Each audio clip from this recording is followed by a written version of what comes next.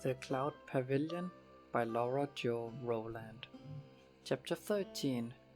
Chocho, the gangster boss, lived in Ueno, one of Edo's 3 temple districts. Ueno was situated in the northeast corner of the capital, known as the unluckiest direction, the Devil's Gate. Its temples were supposed to guard the city from bad influences, but evil existed there as well as every place else. At first glance, Chocho Street was no different from any other in an affluent merchant quarter. Between the neighborhood gates at either end stood rows of large 2-story houses with tile roofs.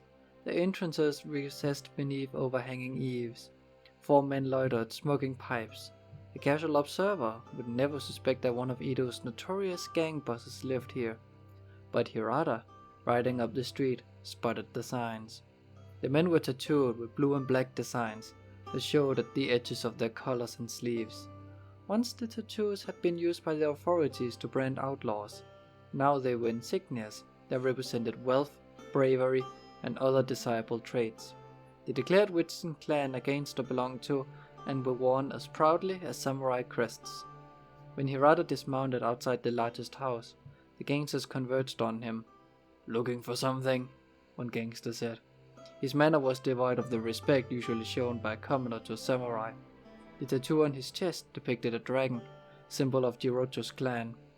He was probably one of its low-level soldiers. "I want to see Chocho," Hirata said. "What makes you think Chocho would want to see you?" "Tell them Hirata is here." They froze at the sound of Hirata's name. His reputation had spread into the underworld. Gangsters hated to admit they were afraid of anybody. They would kill on the slightest provocation, and they fought savagely with rival gangs. They were more inclined towards self-preservation than the samurai, who constantly challenged Hirata. These 4 gangsters chuckled, as if they'd been playing a joke on him. 3 pretended an interest in reloading their pipes. The other ambled into the house. Soon he re-emerged and beckoned Hirata inside. Led down a corridor, Hirata saw rooms where gang members lounged, awaiting orders from their boss. They eyed him, silent and hostile. A group of them knelt in a circle, playing Hanafuda, the flower card game. They wore their kimonos down around their waists, displaying their tattoos. One man threw down his cards. The others laughed and exclaimed, "Yakuza!" 893. It was the worst hand possible, but the gangsters seemed to feel an affection for it. Maybe they thought it symbolized their no-good selves, Hirata speculated. His escort left him in a reception room. The tatami floor mats were bound with embroidered ribbon and so thick that they felt like cushions under Hirata's feet. The mural on the wall depicted a garden of brilliantly colored flowers, besides a blue river highlighted with ripples of silver and gold paint. Black lacquer screens sported gold inlaid bird. Brass lanterns suspended from the ceiling dangled gold pendants. Shelves held a collection of gold figurines. Hirata got the message. Chocho was filthy rich. But he hid his wealth behind closed doors. Not even a top gangster boss dared to violate the sumptuary laws that prohibited commoners from flaunting their wealth. 2 women brought refreshments to Hirata. They were as beautiful and stylized dressed as the most expensive courtesans in the Yoshiwara licensed pleasure quarter. They wordlessly served the tea and food and departed. Hirata listened to the gangsters talking and joking at their card game. His keen ears also picked up the sound of distant sobs. He followed the sound down a passage to a door that was open just enough for him to peer inside. He saw a young man kneeling and weeping, arms extended on the floor. 2 older gangsters stood over him. "I hear you've been keeping some of the money you collected from the vendors," says a deep, scratchy voice. Hirata couldn't see the man who spoke, but he recognized the voice as Chocho's. "Did you really think I wouldn't find out?" "I'm sorry," the young man cried. I shouldn't have done it." Hirata knew that gangsters had a code of honor consisting of 3 rules. Don't touch the wife of a fellow member, don't reveal gang secrets to outsiders, and, above all, be loyal to the boss. If the boss says crows are white, you must agree, the saying went. One of the 2 gangsters standing grabbed the young man and yanked him upright. The other shoved a heavy wooden table in front of him, and offered him a cleaver. Even as he sobbed in fright, the young man took the cleaver in his left hand. He positioned his right hand with his little finger laid out against the table, its others curled into a fist. He raised the cleaver, screamed, and hacked off the tip of his finger. Hirata blinked. He'd seen many acts of violence. This one shocked him, even though he knew it was common among gangsters. One who broke the rules would lose a finger joint for each offense. Samurai who violated Bushido were punished by compulsory suicide. But Hirata thought that forced self-mutilation was bizarre. Pale as death, the trembling young man accepted a white silk cloth from one of the other gangsters. He wrapped his severed finger in the cloth and offered the package to Jirojo. "You're forgiven this time," Jirojo said. "Don't let there be a next time." Hirata silently slipped away and returned to the reception room. Soon, Jirojo entered. Well, well, Hirata-san, this is a surprise." Now in his 50s, Jirojo had changed in 12 years or so since he and Hirata had last met. Beneath the gaudy silk robes that he wore in private defiance of the sumptuary laws, his figure was pudgier because he sat around and gave orders instead of prowling the streets and fighting as he'd done in his youth. His hair had turned grey and he'd gone bald at the temples. His jowls sagged, but his sharp eyes gleamed with the familiar look of controlled aggression. His thick mouth wore the same predatory smile that Hirata remembered. The big exchange had less to do with Jirojo than with Hirata's own expanded perception. For the first time, Hirata saw Jirojo's shield. It excluded a magnetic attraction as well as sheer ruthlessness. Once Hirata had wondered how Jirojo had climbed the ranks from pretty thief to boss of his own gang. Now he knew Jirojo drew weaker men like a magnet draws iron spikes. "Have you come to arrest me again?" Jirojo's smile broadened. He knew he was safe, protected by the same government that Hirata served. "Not today. I'm here about a crime, but not one that you've committed." "What crime?" "The kidnapping of your daughter." Jirojo's smile vanished. He abruptly turned away. "I won't talk about that." "I'm afraid you'll have to. Chamberlain Sano and I are instigating another kidnapping that may be related to your daughter. We need information." "You'll have to get it somewhere else," Chocho said, his back turned, his voice cold. "How about if I talk to your daughter?" "My daughter Fumiko is dead." "What?" Hirata was surprised. "The police say she was found alive." "She's dead to me." Chocho turned to face Hirata, who saw that his eyes were wet and ablaze with angry tears. "Some filthy monster ruined my girl. She was disgraced." The kidnapping had more in common with Sano's cousin, Hirata realized. Fumiko too had been raped.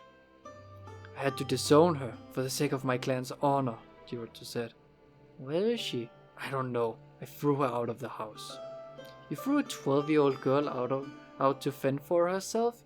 Hirata was horrified by Jirojo's attitude. Jirojo gave him a hostile stare. "I loved Fumiko with all my heart, but things have changed. Wait until it happens to your daughter. Then let's see how you react." Hirata thought of little Taiko, whom he would always love and protect no matter what. But he wasn't as bounded by conventions as Jirojo. "Alright," Hirata said, "I understand, but I still need your help. Perhaps you would let me talk to Fumiko's mother?" "Her mother died when she was a baby," Jirojo said. "I raised her myself." Hirata made one last try. "Chamberlain Sano's cousin was kidnapped and violated, perhaps by the same man as Fumiko. We're seeking justice for her. Don't you want to avenge your daughter?" "Oh, indeed I do. Make no mistake." Jirojo spoke with a savagery that darkened his face. This was the man who forced his henchmen to cut off their own fingers as punishment for crossing him. He would never let anyone get away with violating his daughter, even though he had forsaken her. "But I'll do it myself, my way." Things had been bad enough when Major Kumasawa had conducted a search of his daughter, offending and threatening people wherever he went. Now Hirata was appalled by the idea of the gangster boss out for blood. "You stay out of this," he ordered Jojo. "Let Chamberlain Sano and me handle it. Just tell me what you know about your daughter's kidnapping." Jojo's face was stony closed. With all due respect to you and Chamberlain Sano, this score is mine to settle personally. Now, please leave. The gangster who'd escorted Hirata into the house escorted him out. When they reached the street, Hirata asks, "Where can I find Jiroto's daughter?" "If Jiroto won't tell you, neither will I," the gangster said. "I don't talk about his business." Hirata observed that the gangster's energy shield was weak. This was the kind of man he could manipulate. "Where is she?" Hirata said, projecting the force of his will at the gangster. "In the marketplace," the gangster said obediently. "Where was she kidnapped and found?" "By Shinobasi Pond." Now the gangster's eyes widened in fright, because he realized he'd broken a gang rule. "Thank you," Hirata said. "Don't worry, I won't tell your boss." The abbess led Sano into the convent's chapel, which was shaded by pine trees and darkened by closed shutters. Inside a low altar held a gold Buddha that sat amid a gold lotus flower. Lit candles and brass incense burned that emitted pungent, bittersweet smoke. Before the altar knelt a nun, shrouded in a grey hemp robe, her head covered with a white drape. She rocked slowly back and forth. "Since she was kidnapped, all she does pray," the abbess said in a quiet, sad voice.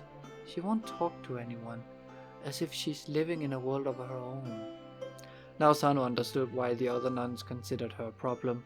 As he and the abbess moved toward her, he noticed someone else standing in the alcove, like a guardian deity. It was a girl in her teens, with an innocent, pretty face, her hair tied in a kerchief. "That's Ume," the abbess said, "one of our novices. I've assigned her to watch over Tengu Inn," she whispered. "When she first came home, she took a knife and cut her arm." Had she been trying to punish herself for the rape, which many people would consider her fault? Sano felt a terrible pity for the old woman. He knelt at the altar, far enough away from her that she wouldn't feel threatened by his presence, but close enough to see her clearly. Now he observed that her body was emaciated. Her robes hung on her skeleton. "She won't eat," the abbess said, "or sleep either." Her profile was sharp, with facial bones visible through taut, waxen skin. Her eyes were closed tight, their lid purplish. Her lips moved, but she made no sound. "Tengu in?" Sano said quietly. But she didn't seem to notice him. Her lips kept moving. She rocked some inner secret rhythm. "Can you hear me?" There was no response. The novice gave a faint, desolate sigh. The abbess said sadly, "I want you." But Sano couldn't give up. "Tengu in, I'm Chamberlain Sano. Tell me what happened when you were kidnapped." She continued her silent praying. Her face was expressionless, animated only by the flickering candlelight. "Who took you?" Sano persisted. "Was it someone you recognized?" No answer came. Sano appealed to the kind nature of the abbess, had said Tenguin had once possessed. "I believe this man's kidnapped and attacked two other women besides you. One of them is my cousin. I must catch him before he hurts anyone else, and I need your help."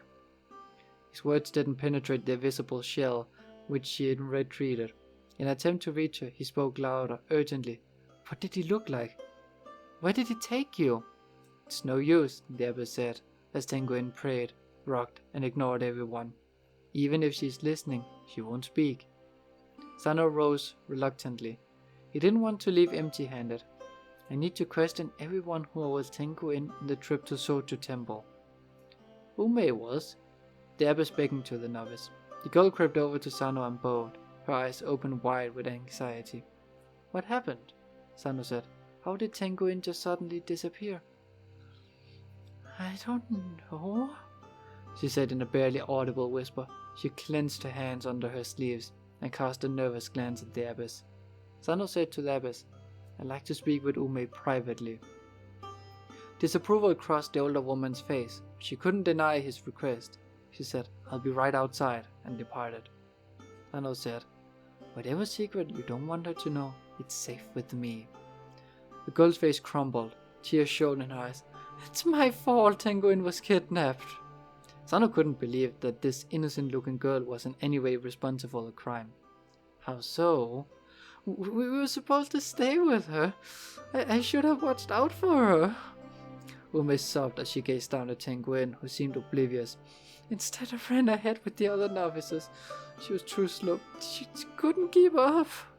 Sano envisioned the old woman hobbling through the temple grounds in the wake of the young, exuberant girls. Perhaps they'd been negligent, but he said, "You're not to blame. You couldn't have known she was in danger." "But I was doing something I shouldn't have been." Shamefaced yet eager to unburden herself, Ume said, "There was a group of novices from the monastery down the street. The other girls and I." The picture became clear to Sano. The girls had wanted to flirt with the young monks, so they'd run away from their chaperone. Joining a religious order didn't rid people of their natural human desires. "I feel so guilty," Ume said as she wept. "I wish I could make up for what I did." "Here's your chance," Sano said. "Help me catch the man who hurt her. When you were at the temple, did you see anyone or anything that looked suspicious?" "No," Ume said, wiping her tears on her sleeve. "I tried and tried to remember, but I don't." Whoever had kidnapped Tenguin couldn't just suddenly appear out of nowhere, swoop down on her like an eagle from the sky and spirited her away, Sano thought. He would have had to single her out of the crowd to await an opportunity to take her without anyone seeing. He must have been watching her. "Think back to the time before you and the other girls left Tenguin," Sano said. "Did you notice anyone paying particular attention to your group?" Ume pondered, then shook her head. "Anyone following you?" Sano persisted. "No, I'm sorry. I was busy looking at the monks." Then she frowned, as if startled by a memory forgotten until now. "What is it?" Sano asked. "I did see someone." "At the temple?" Sano's pulse began to race in anticipation. "No, not there. And not then. It was the day before, outside the convent. Maybe the kidnapper had his eyes on the nuns. Maybe he'd been spying on the convent, lying in wait for his chance to kidnap one." "Tell me what happened," Sano said urgently. "It was after morning prayers. I sneaked outside." Ume's face flushed. "The monks were past the convent on their way to the city. There's one that well, when he goes by, he smiles at me." Pleasure and guilt mingled in her voice. "The day I missed him. But I saw a man standing in the street. Who was he? I don't know. I'd never seen him before, nor since. Can you describe him?" "I didn't get a very good look. As soon as he saw me, he turned and walked away." Ume squinted, trying to bring the remembered glimpse of him into focus. "He was tall and strong. His hair was short. The skin on his head showed, though. He was old. About 30. Sano winced. He himself was 43, which she probably considered ancient. "What was he wearing?" "A dark blue kimono. Every commoner in Japan owned a cotton kimono dyed with indigo, and many of them cut their hair short to discourage fleas and lice." "Did his face have any distinctive features?" "He looked like he hadn't shaved in a while." Ume brightened at a fresh recollection. "He had a big scab. Here." She touched her right cheekbone. "I remember thinking he must have been in an accident or a fight." That wasn't unusual either. Sano pressed for more details, but Ume could provide none. "Did you see an oxcart?" "No, I'm sorry," she said, gazing unhappily at Tenguin, who prayed, rocked, and apparently had not heard any of the conversation. But the oxcart could have been parked nearby, out of sight. The man she'd seen could be the driver who might have kidnapped Tenguin, Chiyo and Jiroto's daughter too. "You've been very helpful," Sano said. "You'll catch him, won't you?" she said with touching faith. "I will," Sano vowed. He dared to think that he at least had a lead. Chapter 14. The marketplace in Ueno extended along the approach to the foot of the hill where Kanai Temple stood. Hirata rode past shops that sold boxwood, combs, and ear cleaners, and tea houses where customers ate rice steamed in lotus leaves, a local specialty. The streets widened into the broad little road, home to stalls and booths crammed with all sorts of goods. A few dancers, puppeteers, and acrobats entertained crowds, diminished by the rain. Beneath the lively, colorful bustle of the market, Hirata saw its dark underpinnings. Tattooed gangsters roamed looking for any trader who didn't belong here, keeping an eye out for thieves. This was Jirocho's domain. He controlled the allocation of the stalls, shops, tea houses, and booths, collected rents from the vendors, paid tributes to the temple, and taxes to the government, and kept a generous cut of the profits for himself. Here, his daughter had sought refuge after he turned her loose. Hirata rode down the aisles of the stalls, looking for a 12-year-old girl on her own. The market swarmed with children unaccompanied by parents. The orphans of Edo flocked to its temple in hope of food and alms. Children with dirty faces and dirtier bare feet, dressed in rags, grabbed scraps of food dropped outside the stalls and begged coins from customers. They were such a usual part of the city scene that Hirata had never paid them much attention. Now he scrutinized the girls for some hours, until he found one who looked to be the right age. She squatted on the ground, gnawing a rice ball. Long, matted hair hung over her face. She wore a white kimono, printed with green leaves. It was torn and muddy.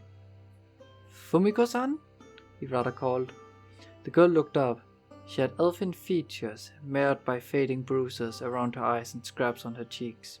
Surprised to hear her name, frightened by the sight of Hirata, she crammed the food in her mouth and ran. Hirata jumped off his horse and chased her. Fumiko was quick, darting through the crowds, but his longer stride gave Hirata an advantage, and he could follow the unique starburst pattern of her energy.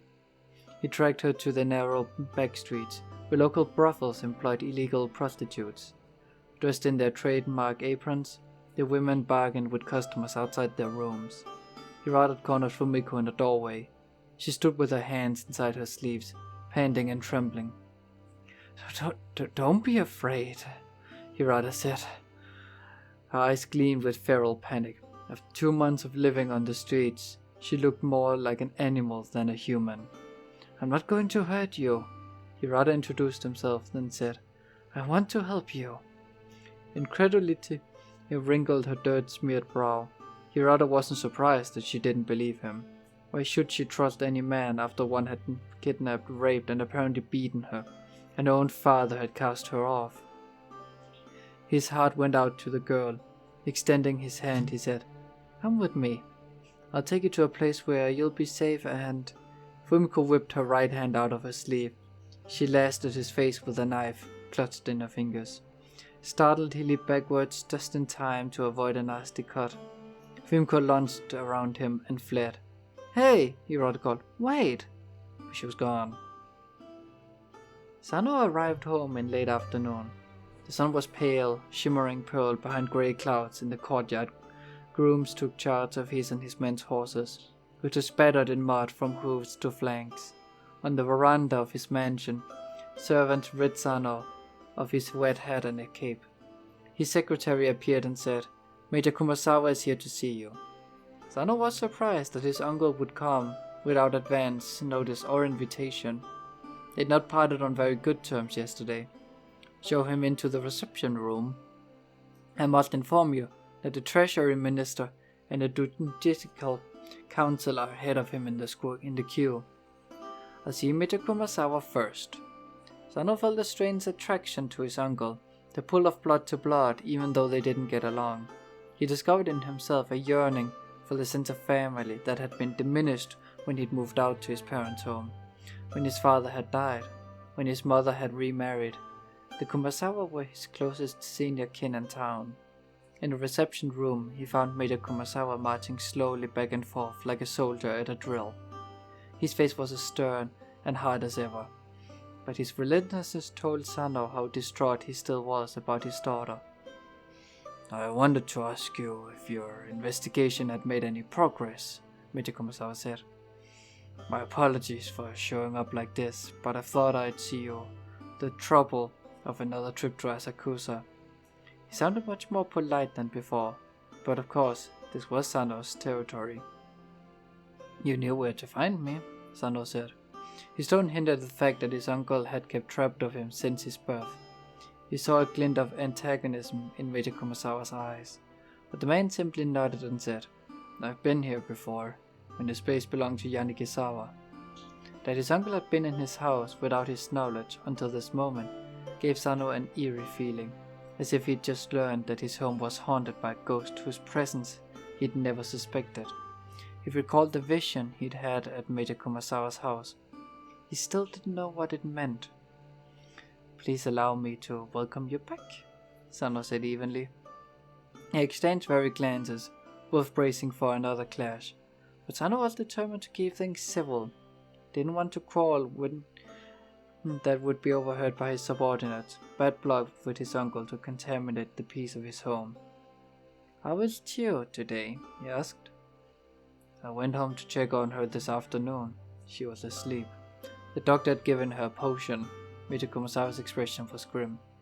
"My wife says that after your wife came to see Chiyo, she was very upset."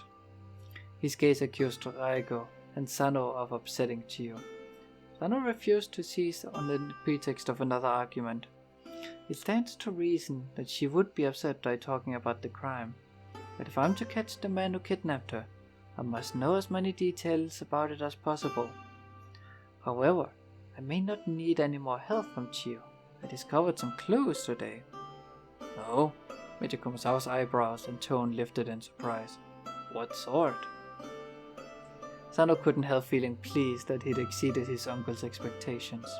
He told Major Kumasawa about the oxcart spotted by the witness. "An oxcart?" Major Kumasawa looked disappointed and skeptical. "If nobody saw Chiyo put into or thrown off it, how can you be sure it had anything to do with what happened to her? Even if it did, there are hundreds of oxcarts in Edo. They all look alike.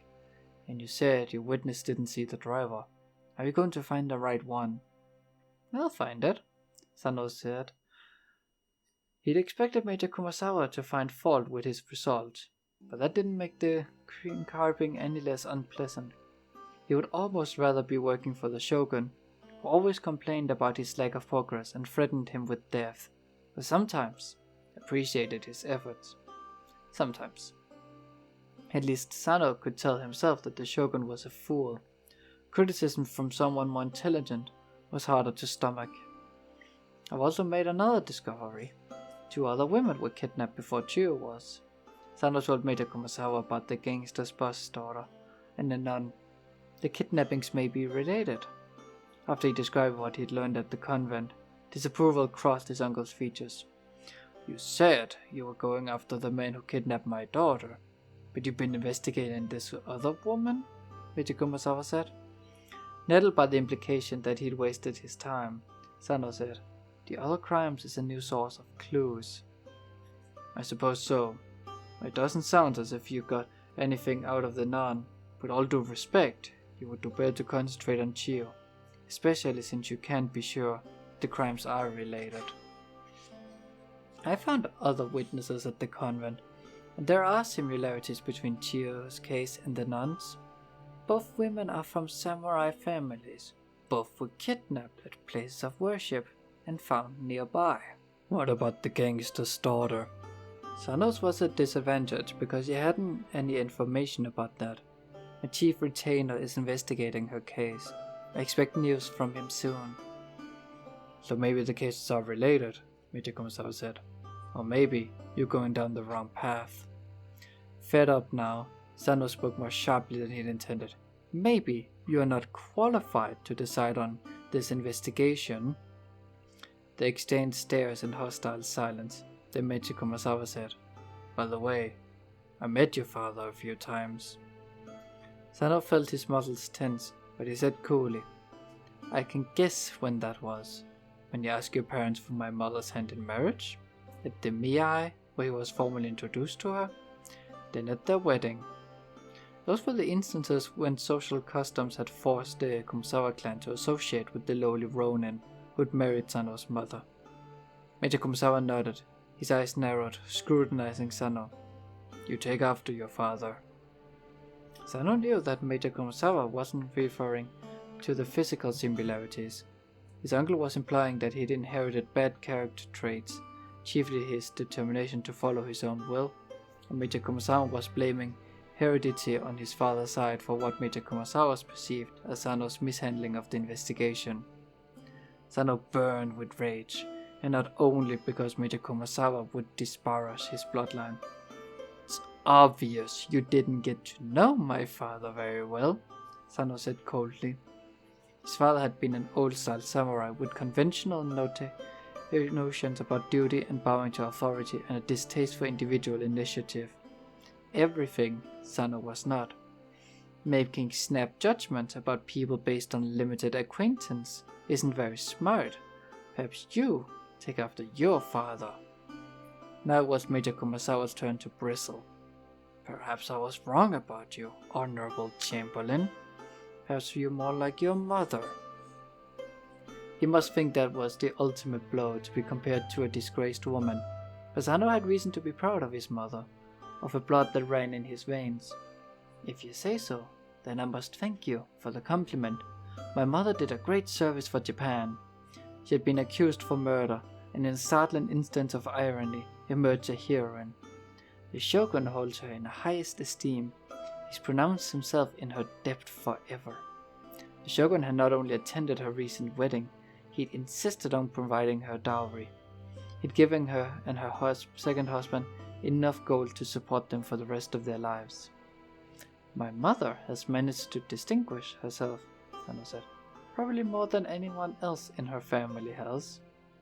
The bitter antipathy in Major Kumasawa's eyes said he resented Sano for pointing out the truth that his mother had risen above her estranged clan. Before Major Kumasawa could retort, Sano thought of something he'd been wanting to know. After my parents were married, did you ever see my mother again? Caught off guard, Major Kumasawa said, No. Sano didn't miss the pause before his answer. Did you ever see me when I was a child? Of course not. Sure? Are you calling me a liar? Major Kumasawa demanded. Only if you deserve the name, Sano said evenly. I never saw her, or you, Major Kumasawa said. That's the truth, whether you believe it or not. But Sano knew his uncle was lying. He was sure now that he had been to the Kumasawa house. He'd seen his uncle and aunt who'd seen him too. He didn't know when or why, but he intended to find out later. Major Kumasawa started to speak, but Sano raised a hand. That's enough about the past. Our main priority is catching the kidnapper. We should put our differences aside and concentrate on the investigation. Couldn't agree more, Major Kumasawa said with controlled hostility. And since you insist on pursuing the matter of those other women, I will lead my own troops in the hunt for the man who raped my daughter. Oh, I've been meaning to ask you about that, Sano said. When I was looking for Chiyo, I came across many people that you and your men had bullied and threatened while you were looking for her. So we shook them up a little, Major Kumasawa said. I did what I had to do. That's not the way to conduct an investigation, Sano said. At best, it'll make people less willing to cooperate than if you treated them politely. At worst, you'll get false confessions, punish innocent folks, and waste your time. If you keep on, you'll only make my job harder. So don't interfere. Major Kumasawa glared. It's my daughter who was hurt. It's my right to avenge her.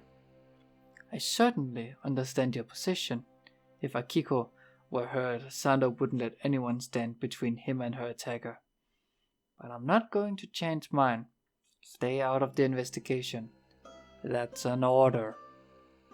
Major Kumasawa flushed with humiliation, because Sano had pulled rank on him yet again. And if I don't obey, he said, even though they both knew he must. You saw the people in the anteroom? Hundreds of them come to see me every day. They all want me to do things for them. I don't need this investigation to keep me busy. Now Major Kumasawa laughed, scorning Sano's hint that he would abandon his side quest for justice for Chiyo, unless Major Kumasawa corroborated. No, but you won't walk away from Chiyo. Everybody knows your reputation. Aren't you committed to doing something? You don't give up. You're an honorable man, I'll give you that. You would never break your word. That had always been true in the past. Sano kept his promises and stayed in the course even at risk of his own life. But things had begun to change when his mother had been accused of murder, and Sano had learned his background was different from what he'd always believed. During his investigation into the murder, he'd done things he'd never thought himself capable of. In particular, staging the trial and execution of Yoritomo, his one-time friend. Sano felt as if discovering the truth about his family had altered him in some fundamental way. He no longer knew what he would or wouldn't do. He wanted justice for Chiyo, but he was vexed by how his uncle treated him, even while he was doing the Kumasawa clan a favor.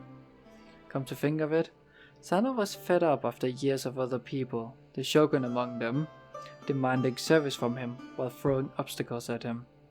Bushido dictated that he do his duty to his lord and his family without minding how they treated or expecting rewards. Still, might he walk away from his investigation before it was done? It wouldn't hurt to let his uncle think so. As always, the first time, said Sano. Chapter 15.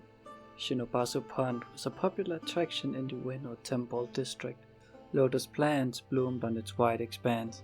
The causeway led from the shore to an island in the middle, upon which stood a shrine dedicated to the goddess Benten. Along the embankments around the pond, tea houses offered splendid views and rooms for lovers to spend the night. Today Hirata found the pond desolate, in the rain that had started to fall again. Egrets stood like white specters among the lotus leaves in the mist. Lumber lay piled in the mud near the approach to the causeway. Tea house proprietors stood on their verandas, gloomily surveying the scene. When they saw Hirata climb off his horse and walk towards them, they brightened and called, "Welcome, honorable master!" One youthful, agile man with an ear-to-ear smile ran from his tea house and intercepted Hirata. Come in, may I serve you a drink?" "Yes, please," Hirata said, glad to be out of the rain. Inside a room that smelled of middle-wet tatami, the proprietor heated sake over a charcoal brazier. Two other men wandered in, perhaps hoping to woo Hirata to the establishments later. Hirata drank. The liquor was cheap and harsh, but relieved the chill of the wet day. Introductions were changed. Then Hirata said, "I'm investigating the kidnapping of Jirocho's daughter." The three men nodded. The proprietor, whose name was Kanroko, said, "We heard about it. Such terrible shame. I wouldn't wish that on anyone, not even Jirocho," said another man called Geki. He was in his 50s with a sardonically humorous face accented by bushy eyebrows. "Did you see anything suspicious the day Fumiko was kidnapped?" Hirata said. "Not a thing. We didn't even know she was gone until Jirocho sent his men looking for her," Geki answered. The third man, named Hachibai, who was old, white-haired and spry, said, "Neither did anyone else we know. Everybody said it was as if she'd just vanished in thin air." "Just as Chiyo had," Hirata recalled. "What about when she turned up?" he asked. "That I did see," Geki said, "being that I'm the one who found her." "Tell me what happened," Hirata said. "It was an hour or so before dawn. I woke up because I needed to make water. When I finished, I heard whimpering out there." Geki pointed towards the embankment. "I went to have a look." His humorous face turned somber. She was lying on the ground. Her clothes were torn and she was bleeding between her legs. I recognized her right away. She used to hang around here a lot. She was always either by herself or with some young thugs from her father's gang, Kanroko the proprietor said. "I thought it was wrong for Jirocho to let her run wild like that." "Me too," old Hachibai said. "But who are we to tell a gang boss what to do?" "I always said Fumiko would get in trouble someday, and I was right," the proprietor said wisely.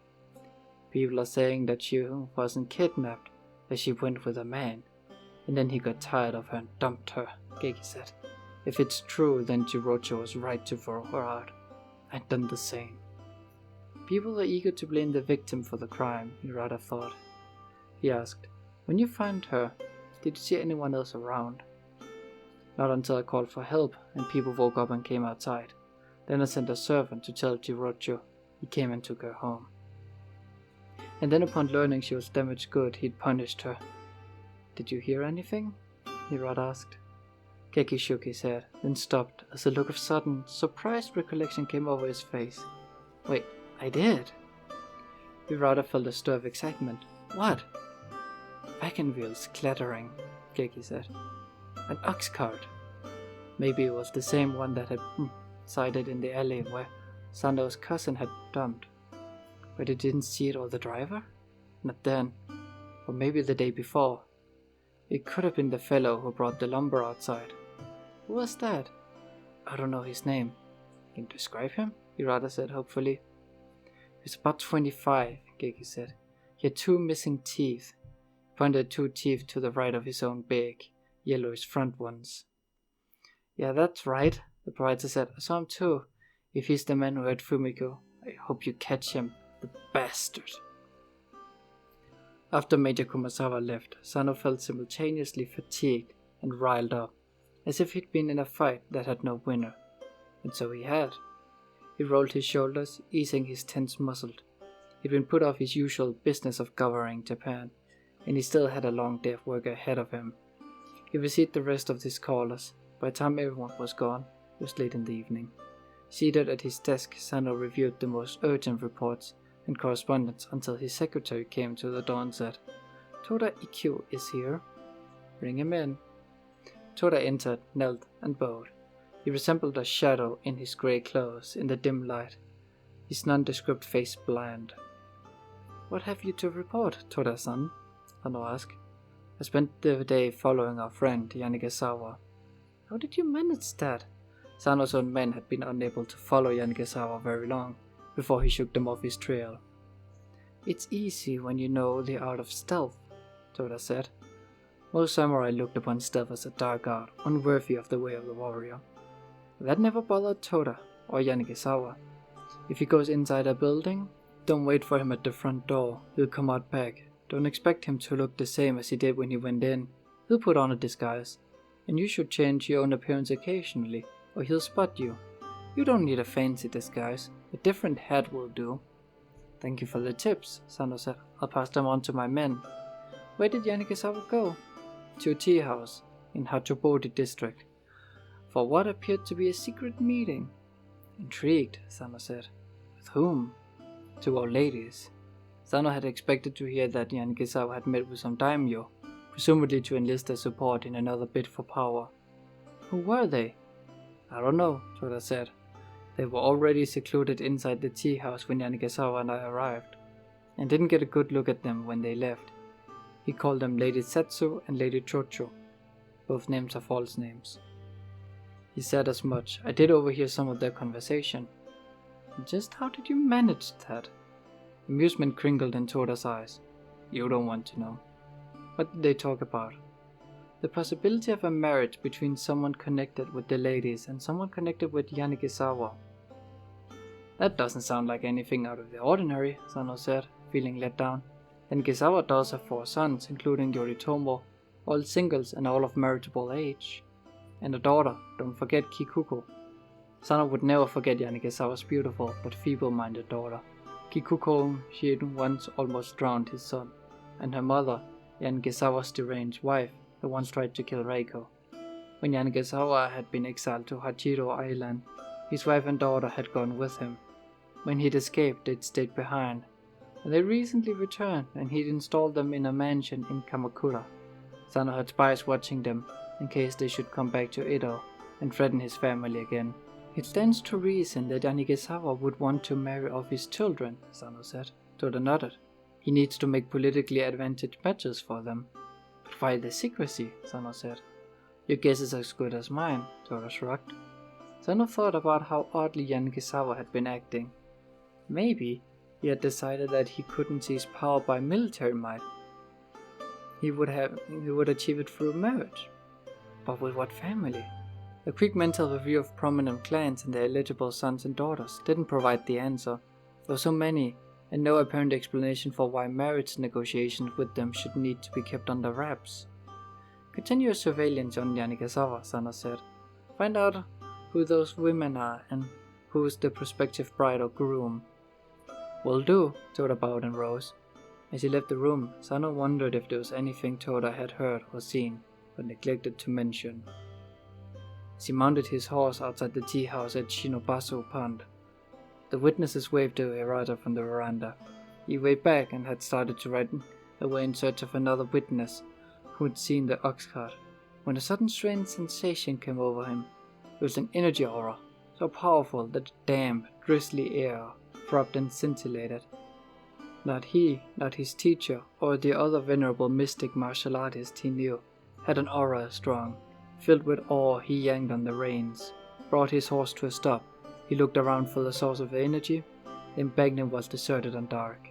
The tea house proprietors had got inside their buildings, and there was no one inside. Rain pelted the lotus leaves in the pond. All appeared as peaceful and desolate as before, but he rather felt alarm raise in every hair on his body. Someone he couldn't see was watching him. His hand instinctively flew to his sword. His heart began to race, his own energy gathering in preparation for combat. He seldom had cause for fear. There were few men in all of Japan that he couldn't beat. And then why did he feel so uncertain that he was in the presence of danger? The impulse to flee veered for the impulse to hunt for the person whose aura threatened him. Before he rather could succumb to either urge, the aura vanished as suddenly as if some great cosmic machine had ceased to run. All he rather heard or felt was the rain. He was alone. Down the corridor from Sano's office, Masahiro crouched on the floor, lining up his toy soldiers. He watched the man dressed in grey come out of the office. As the man walked away from Masahiro, he looked over his shoulder and smiled faintly before he vanished around the corner. Masahiro told himself that he hadn't meant to listen in on his father's business. Well, maybe he had. He was curious about what father did. Someday he would inherit father's position. Father had said so. He should try to learn as much as he could, shouldn't he? There was nothing dishonest, sneaky or wrong with that. He wasn't hurting anyone. He'd overheard father's whole conversation with the man named Tora. Now Masahiro thought about what they said. Tora seemed to be a spy. Father had sent him to follow Yanikisawa, the evil enemy who had tried over and over to destroy father. Masahiro had heard father and mother trying to figure out why Yanikisawa wasn't attacking them anymore. He was interested in the secret meeting with the two old ladies. Why was it important whom Yanikisawa's children married? And what did politically advantageous mean? Masahiro had heard the term spoken around the estate, but the adults never explained. But he understood that Yanikisawa was up to something, and father thought it was bad. He wished he could help father. While he played with his toys, he felt sorry for himself.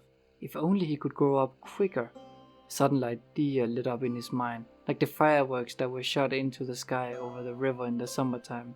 Masahiro smiled. He knew what he could do. Father had said to stay out of the kidnapping investigation, but this should have nothing to do with it. Masahiro didn't think it would be dangerous. Father and mother wouldn't mind. The door to the office slid open. Before his father stepped out, Masahiro snatched up his shoulders, darted around the corner and hid. He felt guilty because he suspected that father wouldn't like him eavesdropping. He wouldn't tell father or mother what he was going to do. They might say no.